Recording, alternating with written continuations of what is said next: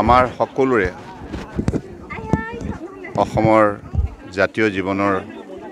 অতি মৰমৰ বাইদেউ বিৰুবালা ৰাভা তেখেতে জীৱনকালত কুসংস্কাৰ আৰু অন্ধবিশ্বাসৰ বিৰুদ্ধে যি নিৰ্ভীকতাৰে যুঁজ দি গ'ল সমাজখনত এটি নতুন সামাজিক চেতনা অন্ধবিশ্বাসৰ বিৰুদ্ধে যি ধৰণে গঢ় দি গ'ল সদায় বিৰুবালা ৰাভা আমাৰ স্মৰণীয় হৈ থাকিব আমাৰ আদৰ্শ হৈ থাকিব আৰু আজিও মনত পৰে বাইদেৱে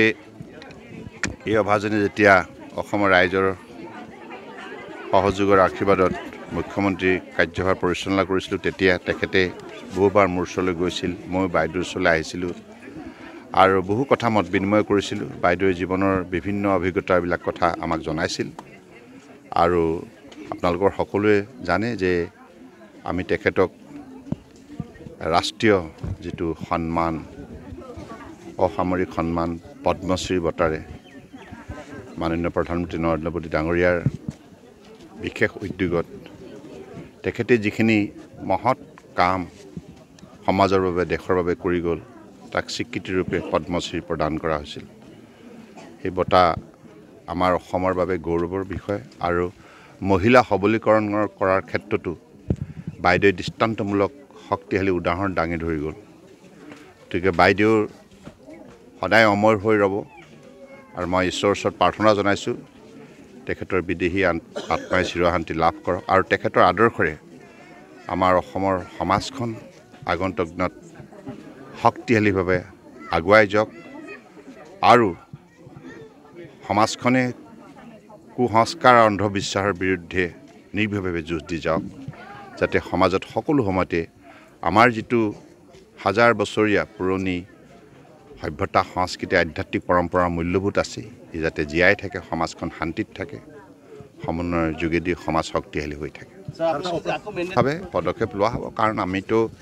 বাইদেউক আমাৰ মাজত জীয়াই ৰাখিবই লাগিব উঠি অহা প্ৰজন্মৰ বাবে আমাৰ সমাজখনৰ স্বাৰ্থতে বাইদেউৰ স্মৃতি চিৰযুগমীয়া কৰি ৰাখিবই লাগিব আৰু ইতিমধ্যে স্থানীয় ৰাইজেও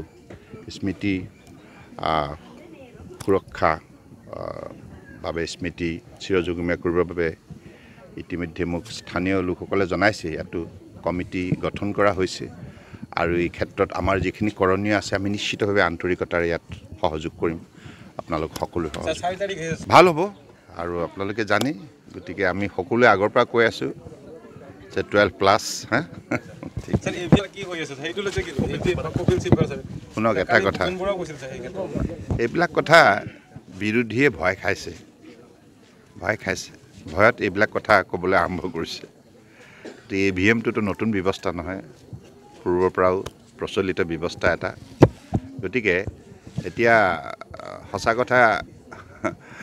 বিৰোধী কংগ্ৰেছকে ধৰি যিসকল আছে ইন্দি গঠবন্ধনত সকলোৱে এতিয়া আত্মবিশ্বাস হেৰুৱাই পেলাইছে আৰু তেখেতসকলে গম পাইছে তেখেতসকল হাৰিছে